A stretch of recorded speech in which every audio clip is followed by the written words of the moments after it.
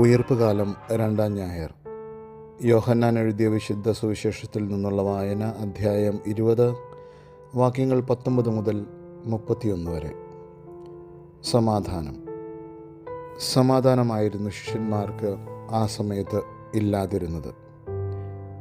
കർത്താവ് ഉയർത്തെഴുന്നേറ്റതറിഞ്ഞിട്ടും യഹൂദരോടുള്ള ഭയം വിട്ടുമാറാത്ത ശിഷ്യന്മാർ ഒരു മുറിയിൽ കയറി കതകടച്ച് ഇരിക്കുകയായിരുന്നു.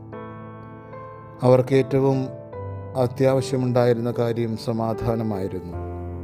അത് പറഞ്ഞുകൊണ്ടാണ് കർത്താവ് അവരെ അഭിസംബോധന ചെയ്യുന്നത്. എന്തായിരുന്നു അവരുടെ സമാധാനം ഇല്ലായ്മയുടെ കാരണം?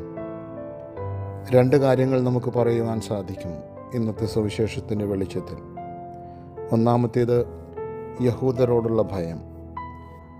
തങ്ങളുടെ ഗുരുവും നാഥനുമായ യേശുവിനെ കുരിശിൽ തൂക്കിക്കൊന്നവർ തങ്ങളെയും സമാന രീതിയിലൂടെ കൊല്ലുവാൻ സാധ്യതയുണ്ടെന്നുള്ള ഭയം.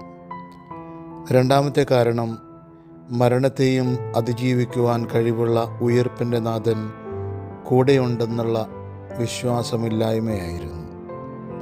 ഇക്കാരണങ്ങൾ കൊണ്ടാണ് സമാധാനമില്ലാതിരുന്ന ശിഷ്യന്മാർക്ക് കർത്താവ് സമാധാനം ആശംസിക്കുന്നത്.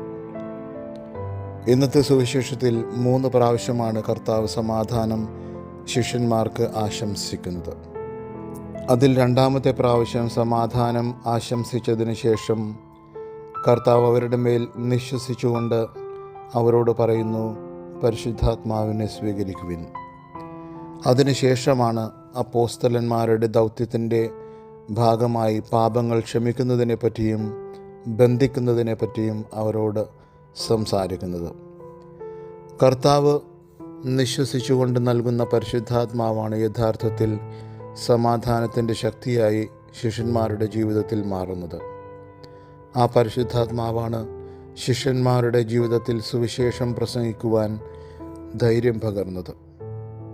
പരിശുദ്ധാത്മാവിനാൽ നയിക്കപ്പെടുന്ന ഏതൊരു വ്യക്തിക്കും ജീവിതത്തിലെന്നും സമാധാനവും ധൈര്യവും ഉണ്ടാകുമെന്ന് ഈ സുവിശേഷം നമ്മളെ ഓർമ്മിപ്പിക്കുന്നു. ഭയപ്പെട്ടിരുന്ന ശിഷ്യന്മാരുടെ ജീവിതത്തിൽ സമാധാനം നൽകിയ പരിശുദ്ധാത്മാവിൻ്റെ സാന്നിധ്യം പ്രാർത്ഥനയിലൂടെ നമ്മുടെ ജീവിതത്തിലും നേടിയെടുക്കുവാനും എന്നും സന്തോഷത്തോടും സമാധാനത്തോടും കൂടെ ക്രിസ്തുവിന് സാക്ഷ്യം വഹിക്കുന്ന മക്കളായി തീരുവാനും നമുക്ക് സാധിക്കട്ടെ. സർവശക്തനായ ദൈവം, പിതാവും പുത്രനും പരിശുദ്ധാത്മാവും നമ്മെ സമൃദ്ധമായി അനുഗ്രഹിക്കുമാറാകട്ടെ. ആമേൻ.